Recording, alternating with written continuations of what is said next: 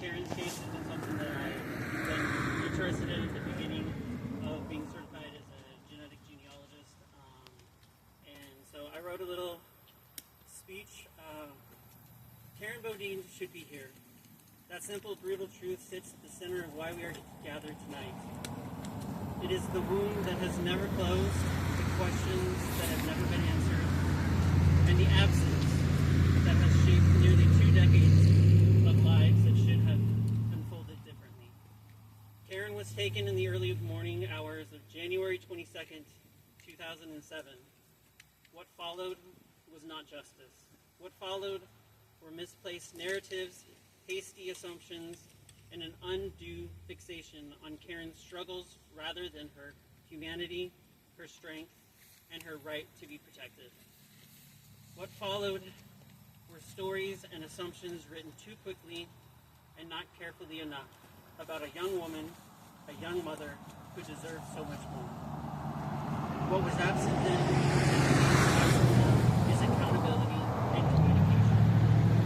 For 19 years, Karen's children have been forced to learn how to live without their mother. They have moved through life milestone by milestone, loss by loss, with a chair that should have been filled, yet sits empty. Carly, Taylor, and Tanner each graduated high school without Karen's eyes searching the crowd to find her babies in their cap and gown. Her children navigated first loves, first heartbreaks, and the hard passage into adulthood without Karen's voice to steady them, without Karen's arms to hold them, and without the simple gift of being able to call on a bad day and say, "Mom, I needed to hear your voice." Perhaps most painful of all, Karen was taken before she could ever meet her first grandchild. That child is growing up today, knowing Karen only through photographs, memories, and stories told by others. Not by the warmth of Karen's embrace or the safety of Karen's presence, and they will never get to know the feeling of being wrapped up in their grandmother's arms. When Karen's mother and fierce advocate Sharon passed away in 2024, Karen's children had to work through grief without Karen beside them. Without Karen's comfort, guidance, or without Karen's strength to help them carry the pain.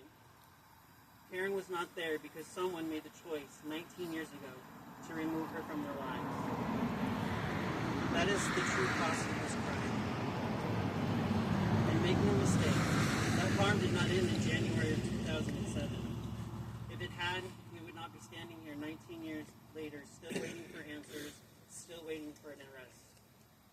To understand the weight of 19 years, it must be put into perspective. 19 years is 6,935 days of a void where a mother's love should have been. It is 166,440 hours of silence from someone who knows something. It is over 599 million seconds of unanswered questions and unresolved grief. Time did not soften the loss, it only sharpened it. It has long been understood, based on the nature of Karen's homicide and evidence, that the person or persons responsible for Karen's murder were likely not strangers to her. They were someone Karen knew, someone Karen trusted, someone Karen shared space with. That matters. Karen was someone who made others laugh on their darkest days. She carried people going through heavy moments. Karen would always show up, even if it meant walking in the rain or the cold to attend nearly every event her children had. But above all, Karen was known as a good person. So to anyone who knows why Karen is not here today, if you've ever benefited from Karen's kindness, if Karen ever made your life easier, or if she ever showed up for you when no one else did, and you were still holding back the truth, this must be said to you directly. Karen's children, Carly, Taylor, and Tanner, Karen's father, Dave, Karen's brother, Gray, and Karen's grandchild have paid the price for your silence. They have paid for an empty chair at the holidays. They have paid in sleepless nights due to unanswered questions. They have paid in 19 years of grief without any sign or any type of resolution. Your silence has not protected anyone. It has only shifted the burden onto Karen's children. No matter how many years pass, no matter how many detectives change, no matter how many sheriffs come and go, this case will never go away until it's resolved. There will always be people standing for Karen, there will always be people fighting for Karen's name, and there will always be people demanding accountability. You may think that you have waited out time, but you will never wait out the truth. Karen's story is not over, and neither is the pursuit for justice for Karen. To those entrusted with pursuing justice for Karen, both past and present, this must be said. Revisiting Karen's case, reevaluating evidence, as well as the way that it was initially handled, should not be an embarrassment or a finger-pointing contest. It truly shows accountability and a moral obligation. Forensic science has advanced, technology has advanced, and what is possible in unresolved cases like Karen's has advanced. It is okay to admit that things were not handled correctly. That does not erase the moments when things were done right. It does not dishonor any of the good work done through the years. What it does is acknowledge the truth of the case, restore trust to the community, and shows Karen's family that their pain is seen, respected, and taken seriously. Cases do not go cold by accident. They go cold when urgency fades, when communication lines falter or no longer exist, and when momentum is allowed to simply just slip away. Karen's life mattered. Karen's children's pain matters. Again, to the person or persons responsible for Karen's murder, your silence, whether born out of fear, misplaced loyalty to someone, or out of pure convenience, that silence has already caused enough harm. Why not be the one to help the pain finally end? Someone out there knows something as to why Karen's not here tonight. Someone has known for 19 years. And because of that truth is still being withheld. The harm did not stop in 2007. It's still happening. 6,935 days later.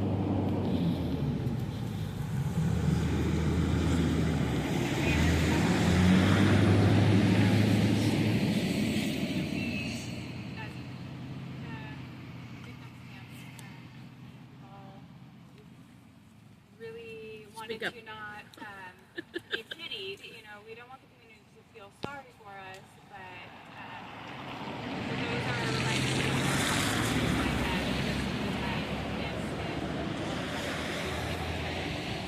but while he was reading it, kind of had me wondering, just by like maybe a show of hands, how you knew Karen here. Did anyone go to school with Karen?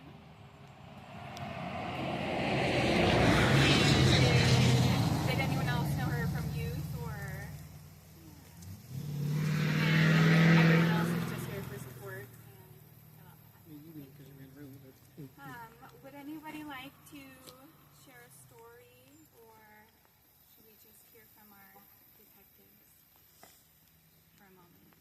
Mr. Hamilton, would you like to say a word? Yeah, I'm putting you on the spot here, but thank you. I don't know if like to say a word is the right term. For those of you who don't know me, I'm Sergeant Hamilton with Thurston County Sheriff's Office. To Taylor and Tanner and Carly, you know me well, and the family knows me well. I was a detective that worked on this case. Now I'm a supervisor in detectives, and we continue to work on this case. Every training we go to, every conference we go to, we're constantly learning new technologies and seeing what's available, and this is one of those cases that always comes to mind of how we can apply those things to this case. I'm sorry that we're still here in 2026 having this conversation again. The case hasn't been forgotten, I can tell you that. I haven't forgot it. Detective Blankenship has still been working on it since he took it from me, and now Detective Opplinger, who's our cold case detective at the moment, still work on it. In our downtime, we talk about what we think we can do, or how we can do things differently, or how we can uncover some new piece of evidence that's going to be what we need to finally put some closure to this, so we don't have to come here and stand in the rain in January, but mostly for the family to have the answer to all those questions that were just provided. So, on behalf of the Detective Division, all I can say is that we're still continuing this. We haven't forgotten by any means. It's always on the front of our minds, certainly my mind, and I would love to see some closure, some resolution, at least some answers for you guys, and it is being worked. There's active leads that I'm not going to talk about, obviously, because they're active, but we still are working on it, and every day we try something different. So, appreciate you having us, and If you have any questions, you know what to Okie dokie, everybody. I'm hoping this rain holds off on us a little. But there are some hot coffee and refreshments over here. Carly and I are very approachable. We would like to come with us. I'm happy to chat with everybody here.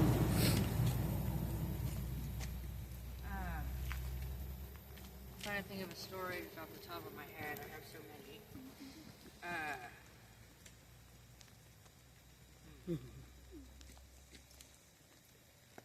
One time, Grandma left to go do something, and we were home alone. And Mom called. So what are you doing? I said, nothing. Watching TV. Not 20 minutes later, she was over there with everything to make cookies. Yeah, we made cookies and everything, and it was great. And then Mom tucked us in, and then Mom was just watching TV on the couch, and Grandma's like, okay, but there's cookies, and we're hanging out. And it was just, that's how Mom was. Like, her children and her family made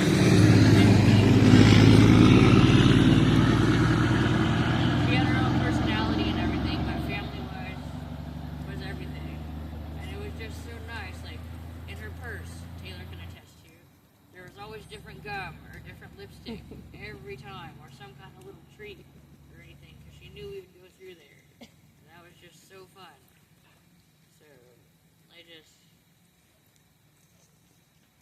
think about stories like this every day, and how there could have been so many more, but here we are. But yes, as Taylor said, we're all very approachable and everything. The sheriff has been delayed. Hopefully he'll be here, but that might not happen. Blankenship, your turn. Blankenship, your turn. Put you on the spot. Jeez. Wow, that's a lot of cameras. Okay. You just got put on the spot. I just want to say that I think I've been coming to this vigil for 3 or 4 years now. It's how long I've been working on the case since I got it from now Sergeant Hamilton. And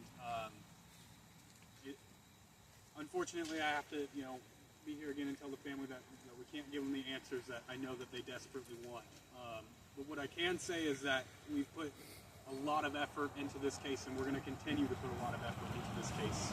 And it is heartwarming to see. I think this is the biggest crowd that I've seen here in the past few years, and so I appreciate the awareness of people taking time out of their day to come here and commemorate Karen, and I truly hope that, we say it every year, but maybe this will be the year that we get that piece of evidence, a vital piece to give the family the peace they deserve. So I'm sorry again that we haven't been able to do so, but I just want to say that we do care, and the Thurston County Sheriff's Office will continue to care, and will continue to track down every lead and every tip that comes their way. So thank you.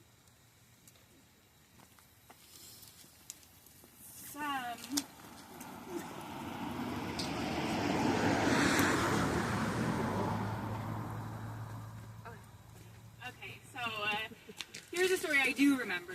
I wasn't too little. Maybe about a year ago, Carly had a little traffic incident. She was stopped by the local water meeting. And he said, "You're a Bodine." and I was actually there. I lived right down the street, and I came up to meet her. And he said, "Wow, I've got the two Bodine girls here. Let me tell you stories about your mom." So he did. He said that I think she was on parole or something. He had to come knock on her door and find her. It was a small violation, maybe missing court date, who knows, but harmless. And it came inside, and she was hiding under a big pile of clothes. And he just, even then, he said, "I laughed so hard it was hard to do my job." But I have great memories of your mom, and even in her times of trouble, she made people smile. She made friends.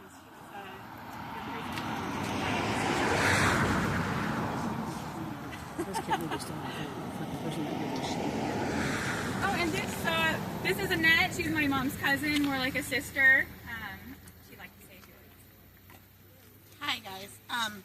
I just want you to know, huh? Where? Oh, sorry. I'm a little on the blind side, so I don't mind that. Karen and I grew up like sisters. I was 3 years older, and I would come over every summer. And my mom always told me, she says, you can't go hanging out with Karen. She's too pretty and you're short and fat. What? And so, but she was, Karen and I rode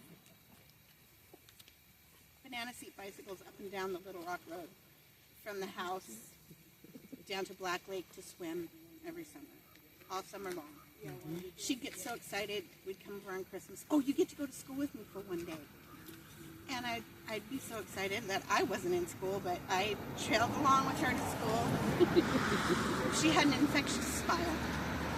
And it's not fair that 19 years later, we are standing here. It'll happen. It'll happen. And when it does, we'll all get a little relief. But she was an amazing person. We all have had our trials and tribulations, our skeletons in the closet. But that's not something we need to talk about. We need to talk about the good stuff. And the sad part of it is her kids and her grandkids, my uncle, my aunt, and myself, and the rest of our family have worked without her. And that's not fair. That's not fair to any family that has to go without because of a senseless act. So thank you guys all for coming. Let's keep this going, keep these detectives informed, and keep putting our arms around the people that she loved.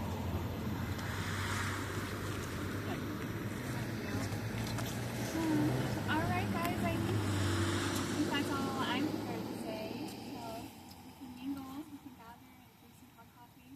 Yeah, we gotta hang out for a little while until it gets a little darker to do the candles. It'll get darker soon. Yeah, Oh, it yeah. should be dark soon. Oh, yeah. But I can't say thank you enough for everyone that has course. taken their time to come stand out here with us. It means a lot. Absolutely, guys. Thank you. Carly.